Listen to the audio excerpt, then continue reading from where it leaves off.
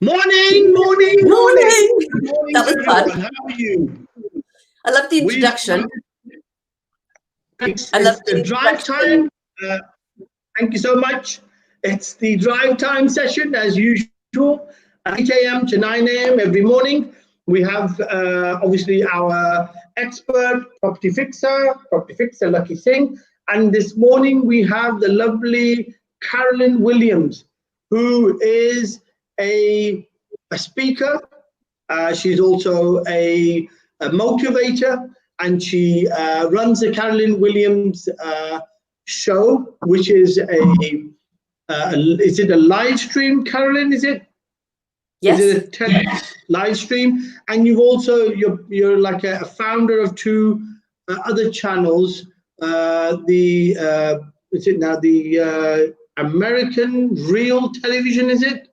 Yes, that was. Is that the right way around? Is it the American Real Television, and then American Real? That's right. And then the other one is the. Well, Brian Rose owns the London Real TV, and he's got London courses. Real. Yeah, London Real. Okay. So I'm just American. Great. I'm a graduate from London Real.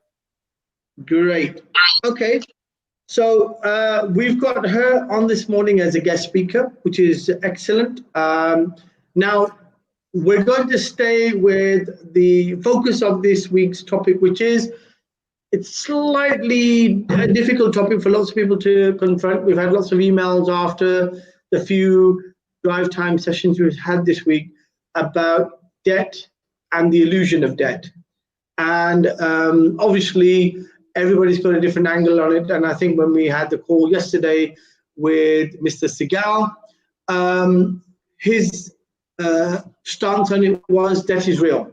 Okay, how is it real? You need to confront your creditors. You need to talk. If you don't talk, you create anxiety and depression unnecessarily, because only by talking can you fix problems.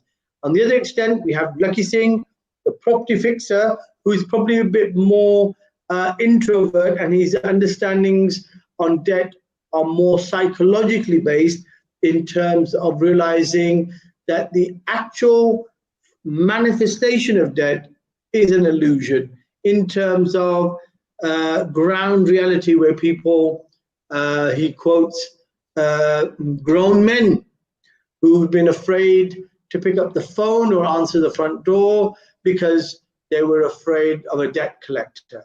Now, that is an illusion in terms of internal fear, but the practicality is they open your door, they can take away your television. So two general schools of thought. And obviously this week's, what's it now, the motto or the saying for this week being, all your dreams are achievable.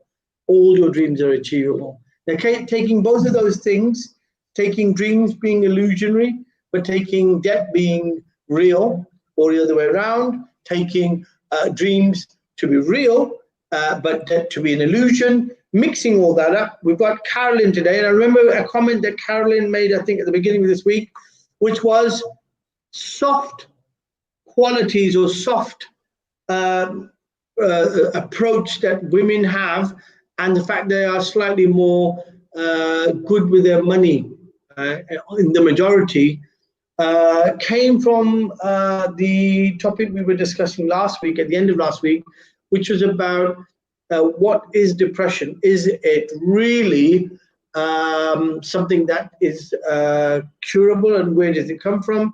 And I think we got to understand that anxiety is natural. Everybody gets anxious about, I get anxious about my breakfast. So everybody gets anxious. But if anxiety becomes prolonged, we can probably define that as being depressive or depression, where you're not able to reconcile the anxiety. Again, coming back to handling debt front-only with your creditors and talking to them and negotiating settlements. And I think yesterday Mike revealed, big reveal, that you could technically work your debt down to something like 30 pence in the pound, as long as you are patient enough and you keep on talking to your creditors and convincing them that you can't pay what they're asking for. So with that introduction, we're going to ask Carolyn to give us a bit of an input or an insight to herself, what she's doing, where she's taking her life and her business, and what are her interests, and what she thinks now, having listened to the programs in the last 2, 3, 4 days about debt. In reality, what is debt to her? Is it an illusion? Is it a reality? Is it none of the two? Is debt just a word? Carolyn, your call. Well, I'm coming from the real TV mindset, and I'm an open growth mindset, which means I look at the communication of it. And that was what I was talking about, Vijay, when you and Adnan were discussing what I call the hard wiring, you know, the reality of, yes, you have debtors, yes, you have bills to pay, and the reality of communicating tends to be more so and more fluid, I'd call it, with females. So that was what I was suggesting. And thank you for inviting me to be part of this amongst the squad, the male squad. Yeah. Okay. That meant that no, we can actually put a mix to that. I think that we'll hold that comment because I think everybody knows females are a bit more chatty. So chatty means communicate, means talking, being able to share problems. But what about the LGBT community? And I think for that, go on that, Lakhi.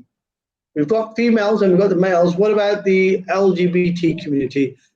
Where are they in this? Are they good communicators? Do you find that you're good at expressing yourself, or do you keep yourself hidden? I wouldn't know, to be honest, because I don't really belong to that community. You probably have a better idea, actually. No, I didn't mean to say you were LGBT. What I meant to say is, with your vast experience, you must have clients who are from that community. And are they good at expressing themselves? Are they very open? Or do you find them to be very cloak and dagger like men? I think it's a bit of a loaded question. I'd probably say that they're no different from most people. It's very, very neutral of you. I think you could run for the president of the United States. Going back to UK, America TV, the real TV, American television, that's Carolyn. What's your opinion on the elections in America? It's getting quite hot. Do you think all lives matter, or do you think Black lives matter? All lives. All lives. All lives matter. All lives matter. That includes Mr. Singh. Well, Lakhi, you're included. So the point is, if all lives matter, why is it then Black lives, or the Black Lives Matter movement has become so globally ignited? Why? Because they've been suppressed for far too long. So you think Black people have been suppressed? Yeah. Or do you think it's a bit deeper than that? Do you feel there is a psychological imprint or a hard wiring into a certain community based upon the way history has treated them? I think being suppressed is quite a relative matter. I think historically, culturally,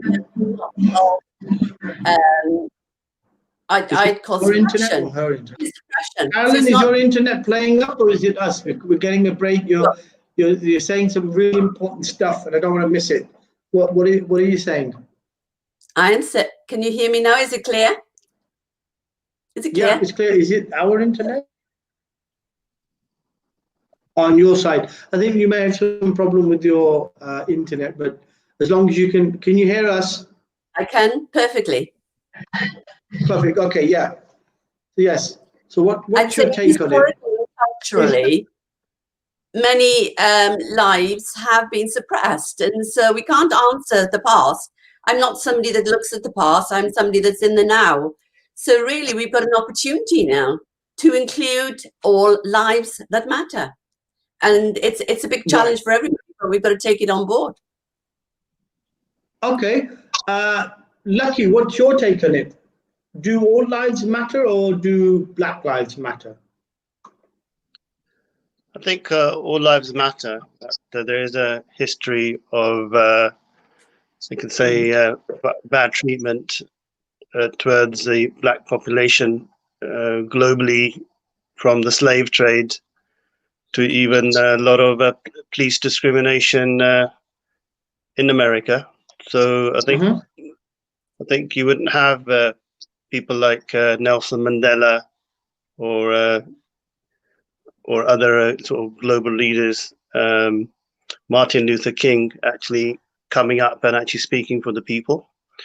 So I think there is something definitely there. How it's managed, how it's handled, is probably the issue. Nobody's really addressing it at really governmental level in a serious way. So they're leaving it to fester rather than actually solving the problem, like Carolyn's saying. I think it's quite to call it. It's not really being addressed in a positive way by people in power. Okay, good. I think addressing things requires to go back and to points in history. Yes, Lakhi? Whether it's 2 weeks or two years or 100 years, in order to address things, you need to go back in history or go back to review the problem. Yes or no? Let's say, well, we need to, in order to understand the problem, yeah, going back historically probably would help. Yes. But it's not necessarily okay. So same for the today's generations who are actually brought up in a completely different society with the past actually being hundreds and quite a few centuries ago. So there's a bit of a caveat to that. Okay, so Carolyn, you're a progressive thinker. I think I caught that from your intro. What is a progressive thinker? How can you progress if you don't know where you've come from? Well, you can't. So there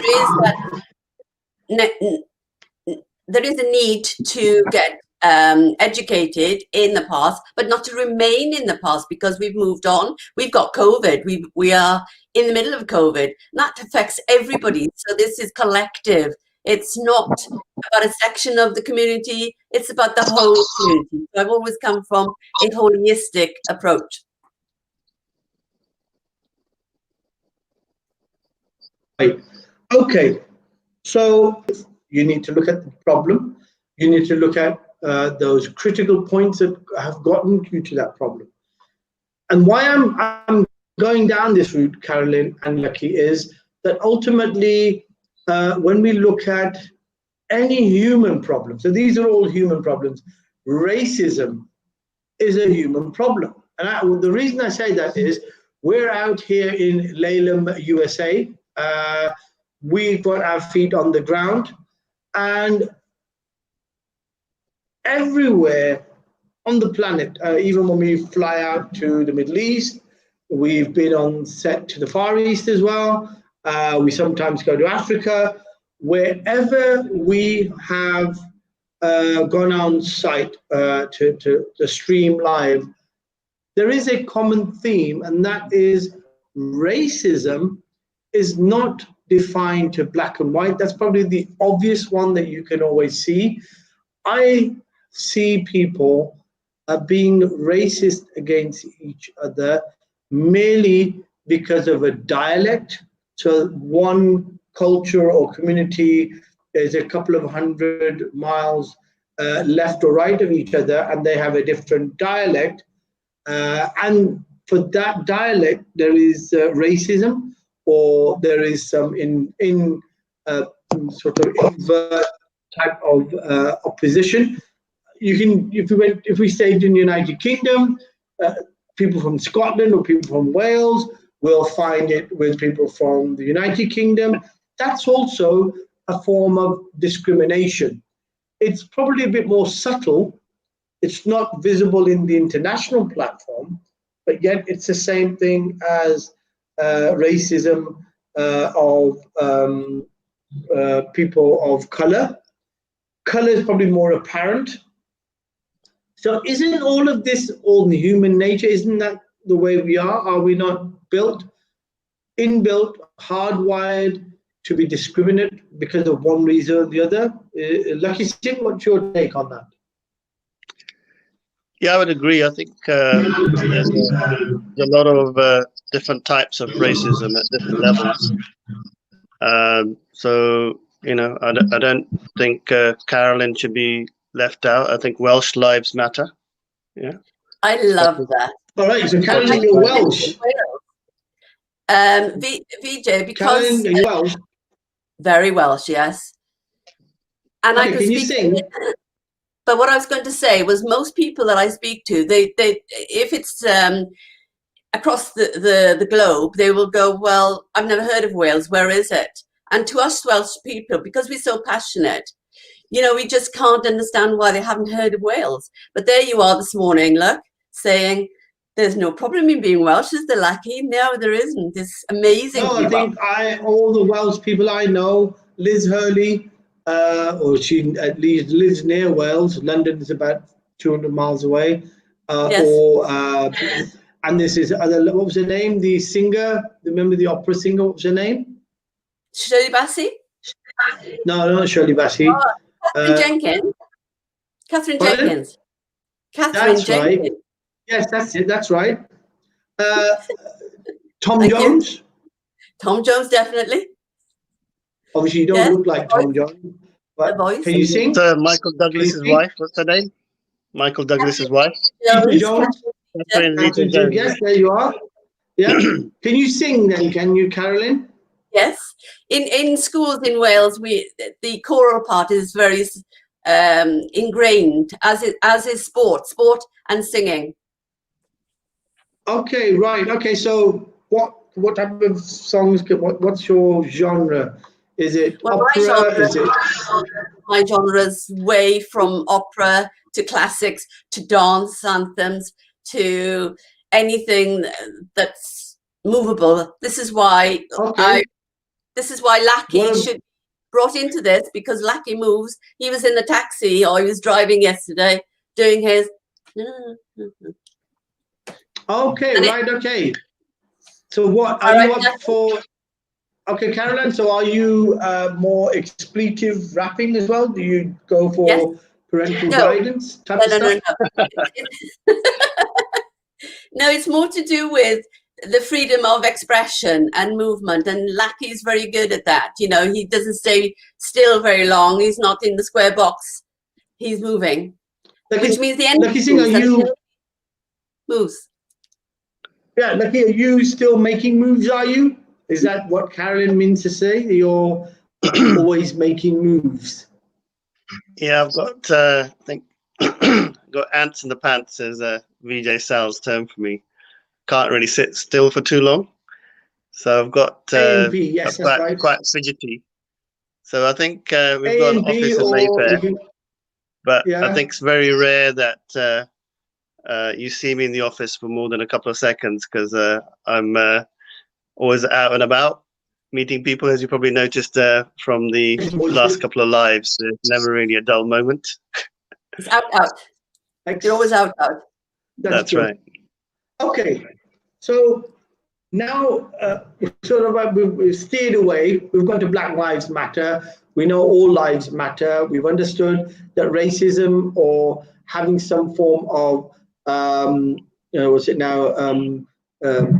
hatred or disapproval of language or culture or skin color, that's natural. So why do you think that the structure that we are living in, and I'm trying to go up a couple of levels, I'm trying to go like just slightly over the Illuminati but below the hierarchies. Do you think, do you have an understanding, I don't know, Karen, I'm asking a weird question. Do you think all of this is contrived? I mean, even debt. Is this fabricated? Is it there to keep us under control? And is racism, the word Black Lives Matter or All Lives Matter, the fact that we're making it about someone's skin color so extraordinary, some engineering that's going on? Are we really not really bothered what color skin that? I don't care if you are white, blue, black, green. My conversation with you, my relationship is going to be with intellect. It's going to be reasoning. It's going to be a commonality. Are we really racist, or is it being created? It's being created for discontent and unrest, political unrest, because when you actually go onto the streets, you don't see the kind of hatred. You might see it in small pockets here and there. And that might be to do with drink, that might be to do with drugs. So it's not related to racism at all. So I do believe, yes, there's a lot of it engineered for discontent and unrest. Yeah. So this is I mean, this was a saying, I think one of, I can't remember where I read it, general opinion by a very wise senior diplomat who made an admission about cultural unrest. This is the point that you've just raised. He said, as long as you have a community of people anywhere around the world, there will always be a pocket who are discontent or disenfranchised because of one reason or another. And as long as you're willing and able to feel that discontent or the disenfranchisement, you create discontent, you create discord, you create a society where you will have good or bad or people who are deprived. And you can always fuel that as long as you have the will to do. Isn't that what Donald Trump is doing now, Lakhi Singh? Is he not fueling discontent or disenfranchisement?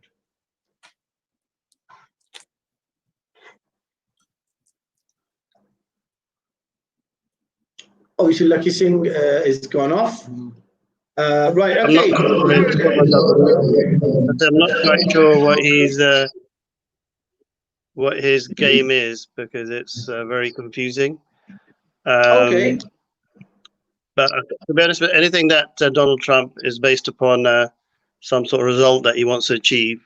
So if it's a case of divide and rule, then there must be a reason behind it. But I don't, is it to win an election? If people think that there's uproar in the streets, they may think that he might be the better person to actually deal with it, but he may be actually creating it to solve the problem, which is a typical.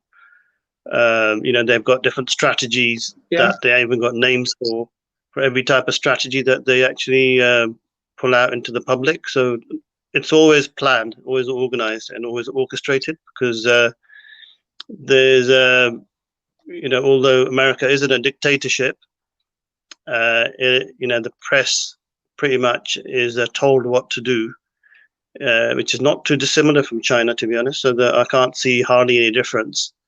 But they've got to control the masses to be able to allow them to stay in power and actually make the decisions. So I think that's the way I'd say Trump looks at things. It's a bit unfortunate that he's got a public to report to. I think that's his psychology. Very interesting. Okay, Carolyn, you're obviously one of the founders of American Real. What does real in that TV mean? Does it mean real dumb, or does it mean more realistic television? What's the thrust of this channel? Are you right wing? Are you a complete are you left wing? Are you are you a pure Republican? Are you what is it? Are you? I think I'll answer it with a real experience. I've worked at Ford Motor Company, created their fitness facilities because I'm a veteran fitness professional. So when I first went there, It was to do with who are you, where are you from, and by the answer, when you said you came from a town, they would then keep you in that for the time that you're in that company. So you're boxed. You're in a square box. So if I therefore became apolitical, because I've always been independent. Now, being realistic means that you're actually talking to people on the street and hearing the real story of where they're from, what color they are. It's irrelevant. It's literally the experience of that person in life, in business, in work, out of work, in debt. There you go. So, what's the objective of this? Because I'm still not sure. I'm sure a lot of the listeners or the viewers trying to work out, what does real? Are you trying to show reality? Are you just trying to be honest? Are you where and what does the objective of that honesty have? What are you trying to get? What are you trying to get for people to see what's really happening on ground? Absolutely. Are you rebelling against being pigeonholed? And you're the type of person who says, no, don't read, don't believe what Mr. Trump says. Do not believe what you read, and only believe half of what you hear, and only believe what you see. Is that what you're saying?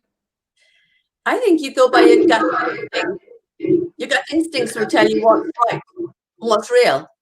And you have to speak your truth. So my mentoring course is truth. And the truth in that is what happens to them in life.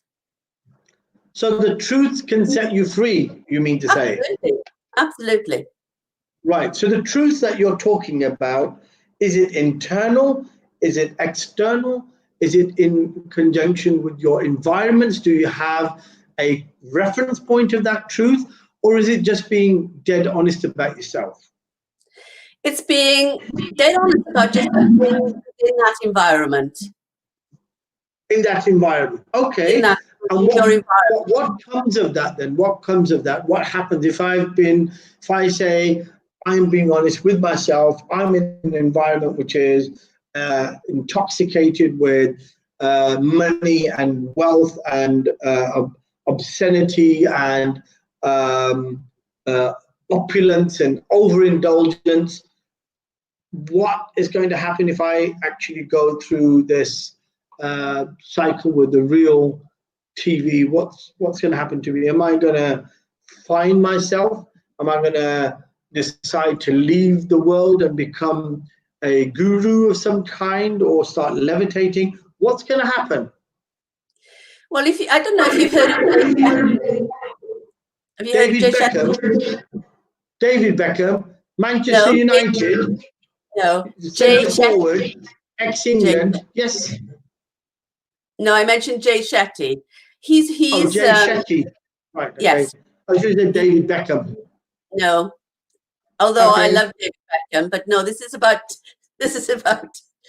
Lakhi Jay loves him too, I think. Who was an urban monk and then left and then became globally as well known as yourself and Lakhi Singh. And he's written a book. So the answer to your question is that it's about your love and who you love, what you love doing, what's your passion. And then when you found exactly what drives you internally and given the opportunity, so we are giving people opportunities to raise their voice and their truth. And so there isn't any politics about that.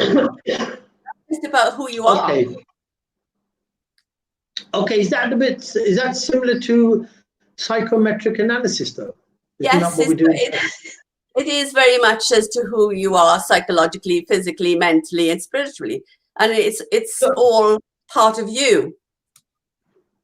And don't you find that people are not actually who they're saying they are? Do you find that most people lie to themselves? Yes. Is it clear that we probably think Lakhi's 6'2", but he's really a midget?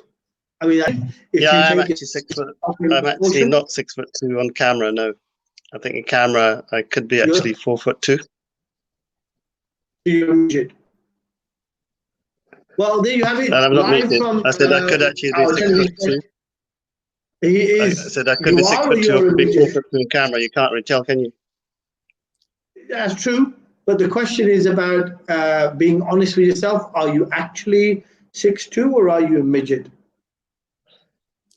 I actually feel like I am a midget because I never really see myself as tall. When people meet me, I always think that I'm about just like a normal size, but I don't realize how big I am actually. I think I probably got some sort of psychological issue around that. So I might need to watch London Real TV to actually find a way of coming to terms with my heightist issue I've got here. It's a psychological phenomenon, I think. Have you heard of it before, Carolyn? Yeah, I was going to take that conversation a bit further because I'm actually 5'3", and because I'm in a male-dominated industry, male-dominated business, male-dominated culture, I've always felt a little spot, you know, because they'd say to you, you're a little dwarf, you're a little spot. So part of my journey to London Real. Where did you find this spot? Where is the spot? Yeah, well, I'm on camera, so here the spot is. But that's because I've got voice, and I found my voice. All right, so you're like a talking. Right, so you're like a talking. Right, so you're like a wart that can talk. I'm hoping I'm prettier than a wart. All right, okay, so yeah, we say a pretty wart that can talk. Is that about right? No, I now dream big. I don't think small anymore. So that's my answer to Lakhi. I don't think small anymore. Okay, so you're a bigger person internally than you are externally, and so that shows that there is a spiritual element to all of this. Is that right? You're learning. I like it. Okay, so if there's a spiritual element to all of this, the question goes back to debt and illusion.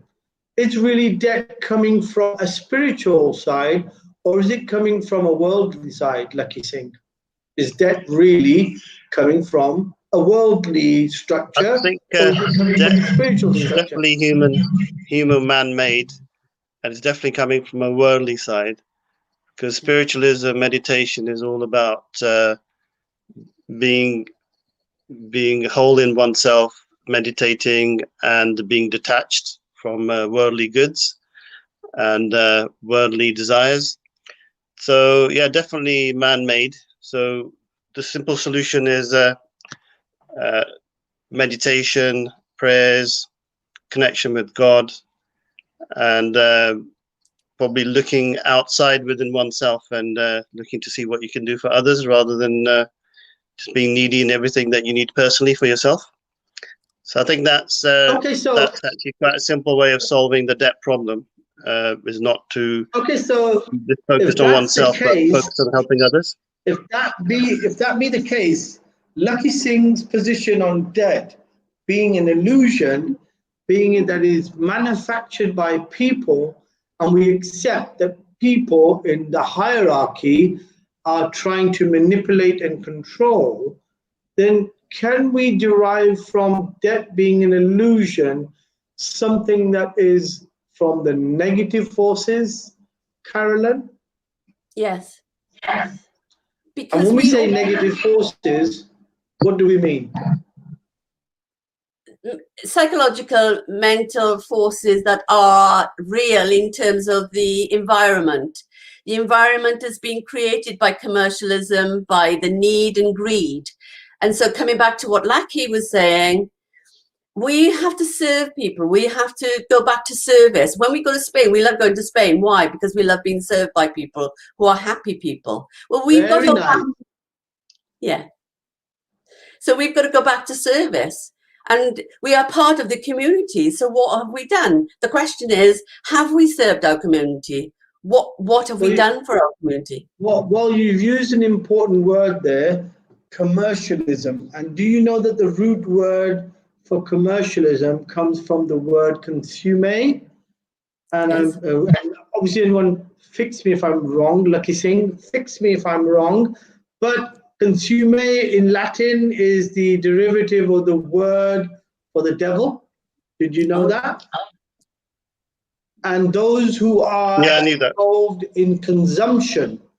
So those who are consumed by the fire of the devil, the consumption of material goods, are the ones who have possibly focused on the illusion of debt. And debt comes out of spending out of your means because you're trying to seek comfort in the illusion. And the illusion is there is a perfect world in buying a new car, even though that car becomes old after you start driving it.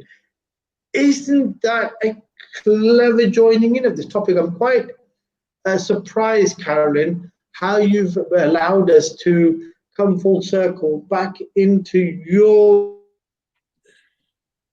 sphere of, so what is reality then? If debt is an illusion and it is from the devil, is there God? Yes, we all have a spirit. Some spirits are stronger than others, but you have to nurture your spirit. And so Lakhi was talking about belief. I've always had a strong belief. The Welsh culture is that I mean, this is historically, that you went to chapel, and my father was an RAF pilot, but then became a reverend. So I've been brought up to have that kind of strong element within the family environment. So family is important, education is important, and your belief is important. And if you go outside, as you talked about the consumer and the devil, so I don't see it quite like that, but yeah, you could say it's the dark side of life. Then you're going to be in that dark side of life. You're going to have all the suffering within that. So it's suffering and pain in that. But you come back, you don't have to suffer. Interesting. So there's a saying that the greatest trick that the devil played on humankind was to convince them that he never existed. And in that is, if he exists, so is there God. If there's no devil, then therefore all of those stories found in the Bible, in the Torah, and in the Quran, they're all basically fables, they're not real. But if you understand that there is a devil, and the devil makes you consume, coming on to that topic of debt being illusion, now that's one aspect. We're talking about believing that there is a spiritual side to us.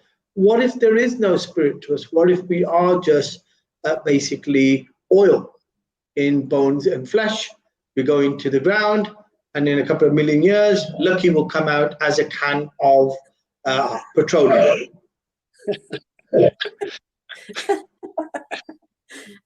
He'll still be going. People will be saying they've struck Lakhi. You've struck Lakhi. I like that. Making moves, Lakhi. Very witty. Always making moves. Carolyn has caught on to you. Okay. So the topic for, or the saying of this week is, all your dreams are achievable. I mean, then what is a dream? Is it aspirational or is it an illusion then? Aspirational, definitely. Lakhi Singh, what is a dream? Oh, we're talking about normal dreams, not the other dreams, Lakhi. Yep, a dream. Sorry, I was actually led to believe it was something else. Okay, I've just been corrected now, just in case I say something wrong on camera. Well, okay, you can say. Yeah, my script editor has just corrected me. Okay, thank you. I won't say that. Okay, yeah. So yeah, dream is basically having a vision of something in your life that you want to achieve. It doesn't have to be about money or consumerism. It could be something different. It could be about giving something back. It could actually helping others. You mean like you've taken something off somebody? Charity. Back to them, Lakhi? Say again, sorry? You mean like you've taken something off someone and you forgot to give it back to them? Like a rubber? No, I think that's far too removed from a dream. A dream is possibly maybe your intention and what I think from my point of view, dream would be something that's your intention in terms of what you want to do, and in terms of doing something for yourself and for others. So it could be for your children, could be for your family, could be for your well-being. So a lot of it is about just setting positive affirmations for yourself and your life. That okay, so that's interesting. You've got two definitions of dream there. One is intention, the other is aspiration. Which one is it? Because your aspiration can be bigger than your which one is it, Carolyn? Is it aspiration or is it intention? See, it's both, because you have to have a spark. You have to have fire. And when people, you mentioned, yes, you have to have fire and water and earth. So when you have that vision. Is that a song, Carolyn? Were you singing there, were you?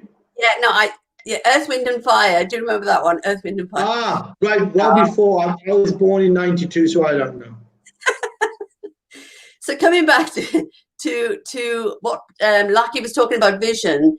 If you're a visionaire, you will automatically spark and ignite that aspiration and intention. You need the tools to be able to bring it together. So I would say to Lakhi that somebody who's a mentor and a coach, provide the tools, because a lot of people just have that idea of wanting to be somebody, wanting to serve somebody, wanting to go down a particular pathway, but you need to have tools to be able to bring it alive and make it okay. activate. I want to hold that thought. Let's go over to Lakhi, because talking of tools, you were an NLP practitioner, and Lakhi's comments or boast of being able to talk a nappy off a monkey. So is that the tools that you think Carolyn's talking about? Not necessarily. I think it's probably a combination. I think what Carolyn's saying is You're talking about the nappy or the monkey? If you haven't got the right sort of people around you, the right sort of business knowledge, marketing knowledge, or let's just say, it depends on what you want to do. So you haven't got the right knowledge around a particular area. You've got to build up the knowledge or the contacts to be able to achieve your end result. So whatever the end result is what Carolyn's saying. You need to have the right framework, ecosystem, coach, or person who actually knows that area better than you do, to be able to possibly guide you to actually get to meet your aspiration or your intention, is what I've understood of it. Yes. Okay, and the tools I said, that was a specific question. NLP, I know it's what's it called, linguistic programming. Linguistic programming. So, you boasted in the past that you could chat a nappy off a monkey. I don't think that's true. Chatting than a monkey, or NLP? I'm an NLP certified practitioner, yeah. But I don't think that nappies and monkeys. No. Monkeys. I read it somewhere. I'm just presenting it to you, Lakhi. You need to answer. Right. Carolyn. Yes. NLP, can that be regarded as a tool? In my my world, so in Carolyn Williams's experience of dealing with people across the board. Have you ever chatted a nappy off a monkey? No. Do you know any monkeys who got nappies? No. Okay. Yeah. So in your world. In my world, which is real, a real world, you have the tools. You have everything you need within. You just need connectivity. I was thinking about Lakhi's answer and looking at you, Vijay, as you was talking. How is it that you've invited me to be between you two? It's because of connectivity. It's because of being in contact. It's because of our network. So we do need the tools. We need the network. We need the connectivity. We need the voice to be able to express ourselves. We need to articulate. And therefore, a clever question comes out there. Okay, this is leading on to something even more exciting and more fundamental. If we need each other, and at the moment we're having to talk to each other on the internet, and obviously you're sandwiched between me and Lakhi, if we were really standing next to each other, could you sandwich yourself between me and Lakhi? Yes. Right. So if that's the case, do you think we're going to be able to work in a world that has become virtual, like internet? Absolutely. What's real? Can we still focus? That's the whole point of my being on the Carolyn Williams show. I am real. I'm a real person in real life. I have met Lakhi Singh through Academy and LinkedIn. I've met you because of Lakhi. So this is the virtualness of how we connect with each other. And it's having that. What about the touchy-feely bit? What about the fact that I need to feel Lakhi, and Lakhi needs to feel you, and you need to feel me to be connected? What about that bit? Where does that go? Is that all out the window now? Are we all going to be, I mean, I could create an AI impression of myself, and you wouldn't be talking to me, but you'd think you were talking to me. Where and how do you know there's real connectivity? What isn't it? You said spirituality. Surely you can't vent spirituality through a cable. No, but there are boundaries. I mean, I will say to people who are listening to this, you have boundaries. So you don't have to go around touchy-feely, because my training as a fitness professional was you don't touch people, but you don't need to. You don't touch people. Okay. Without touching them. DJ Sal, I think this says more about you than anything else. I think we should move on to a different topic. We don't really want to get into your touchy-feely stuff. No. I mean, the fact is, it's about spirituality, and doesn't spirituality need some essence of interactivity? Can it be done on the internet? That's my question. Can we have this reality, this feeling of realness once it's all virtual? And therefore, the word virtual isn't real. So how can we have real reality on a virtual platform? With real people, because you have real people like you are, obviously now, real people, virtually real people. Okay. So can I answer that question? I think what BJ Sal's asking is a bit different. I think, do you know when you do radio, for example, you get somebody usually goes into the radio station to meet with somebody, yes, and they have a face-to-face, even though it's on radio. But there's a different energy when you're meeting people, and the connection is different because you're meeting somebody at a physical level in some ways, and also getting to see them. So I think it's quite a different experience being on something virtual like on Zoom now or StreamYard, because you actually you can see somebody, you can hear them, but you can't always engage with them in exactly the same way as human interaction. I think that's the point that Vijay Sal's raising. Yeah, that's it. That's really what I'm trying to get to. I've done it in another way. I think Lakhi's probably explained it in a bit more of an eloquent way. My point was not that obviously I wanted for you to sandwich between us.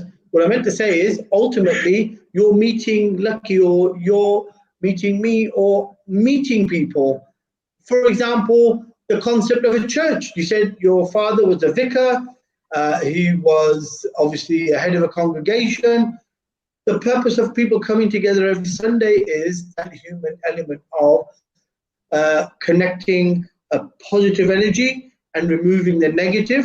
So how do you achieve that on a platform which is virtual? Can you do that? I think you can, but I think it's to do with the energy level, which goes back to what I've explained about Lakhi in terms of his energy is very physical. His wisdom is very real.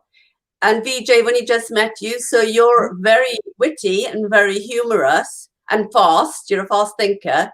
So the energy is there. So it's not the same in, I do believe that you need to retain an office. I do believe that, physical office. I know Lakhi's gone back to his office. This for now is my office at home.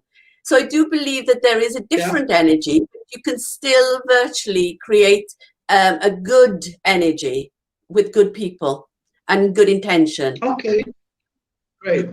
So with the television aspect, do you have an aspect of having live interaction with clients? Do you actually meet clients or people that who subscribe to your TV channel, and what is the end result? Is there a training program or something that you've got going on, or is it slightly different? What is it? It's a new startup. I only started it in May, and I use LinkedIn quite a lot for, if you like, headhunting, because I've been in social media since 2008, and so it's been an experience that I can spot somebody like yourselves who feel a natural, I would say, celebrity. There's a realness in your life, and therefore, going back to to answer you, I'm new to the channel, but I'm not new to social media. So I've connected with people a long time ago. Right. So it's building. It's called a Great. relationship. It's building that relationship. Excellent. So do you feel then, Carolyn, that the concept of social media is it practically sustainable? Can you have relationships, you talk about real, let's apply that word. Can you really have real relationships on social media? Are they real or are they virtual? For example, I meet somebody, I've got to be decent, I've got to talk to them nicely, I've got to dress up nicely, they've got to also be the same, they've got to be somewhat courteous, we get to understand each other, we have rapport, we have conversation, we have commonality. There goes on a relationship where you meet and you grow, and you meet and you grow, and then you actually define relationships. He's a friend, he's an idiot, he's a village idiot, he's Donald Trump, etc., etc. So you create that pigeonhole for different relationships.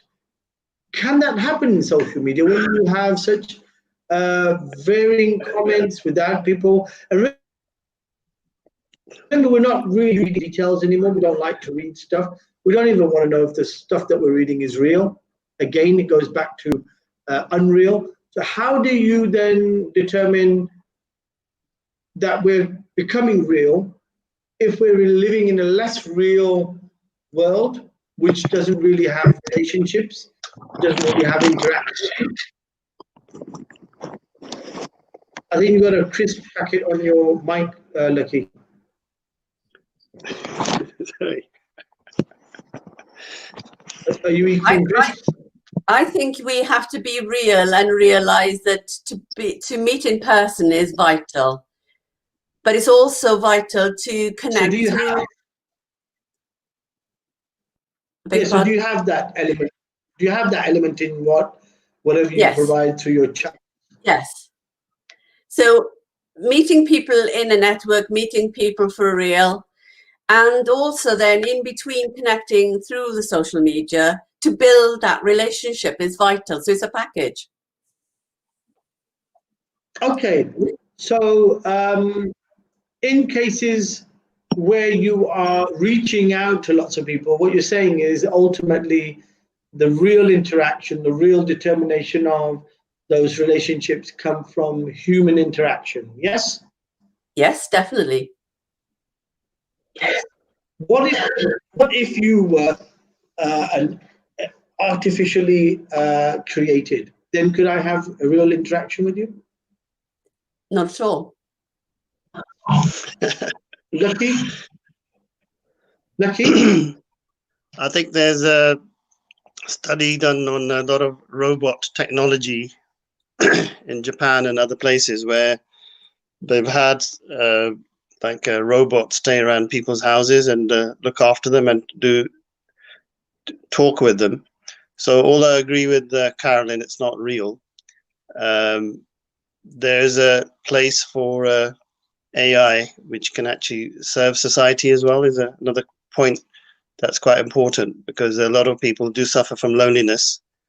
But there's quite a few films made where the robot has become the best friend of the person at home who's lonely and serve their requirements of conversation or jokes or that sort of thing. So there's quite a few good, funny movies, as well as stories which I think go back to the real thing, which is, we're moving towards sort of very debt-ridden society, very secular. How do you get rid of the debt? How do you get rid of the psychology around debt?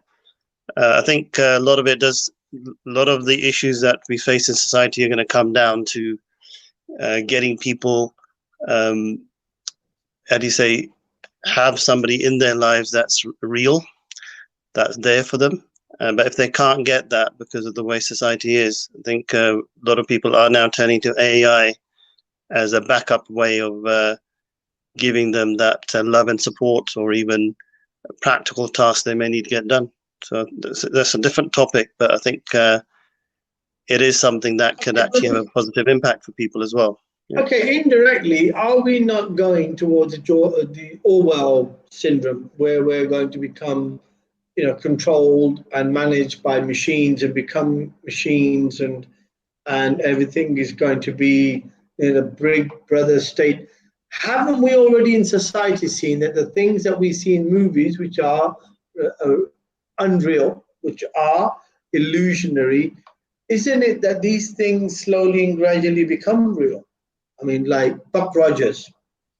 I remember seeing Buck Rogers, and now we actually have people flying out on a I think it's a new NASA launch they've got, with NASA mainly hires out the equipment, but arranges visits to the moon. Isn't this where we're going? Isn't this really where we're going? Is it not going to become Orwellian in reality? And that isn't going to be real. That's all going to be virtual and control of minds and control of lives. Carolyn? I honestly believe that we currently are asking Alexia to do things. So we are in charge. Alexia is not in charge. Well, I mean, Lakhi tells Alexia to do lots of things, but she can't do them because it's a box. But otherwise, I understand what you're saying. Right, we're in the last few minutes. So I want, Karen, for you to summarize today's discussion and tell me where and how do you feel we're going to create that balance between virtual and real? And do you think slowly the virtual will take over and there will be no real? For example, churches, religious places of worship will become obsolete, and you will be subject to the laws that are given to you, which are defined by people sitting in some small dark office in Westminster. No, I think people have got they have a voice. They need to speak their truth. They need to follow that through with action, and they need to it's a broken society. We've got a broken society. It's being created as a broken society, but it's up to us to do something about it, which is what this program is about. So well done on you guys. Excellent. Lovely. Talking of midgets, Lakhi, last 1 minute for you, please, sir. If you can tell us some wise words. Yeah, I think I agree with Carolyn. Human interaction is probably more important. It's more connected. It's more real. So obviously with COVID-19, it's not, which somewhat makes it difficult for people to interact that are not known to them. But even interacting with your loved ones at home now, and actually realizing how important that is, not really taking that for granted, but realizing how valuable it is. In fact, probably the most fundamental thing in your lives is a realization that many may not get. Excellent, so Lakhi, I'll leave people with that message. Yeah. I think points have been made.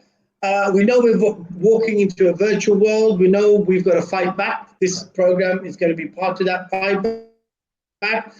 Lakhi isn't really a midget, and Carolyn is definitely a good singer.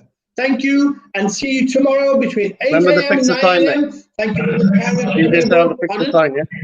Fix the sign. Yeah, the fixer, yes. Well, the fixer That's the live drive time between 8 a.m. and 9 a.m. every morning. Thank you so much, Lakhi Singh and Carolyn, for your time.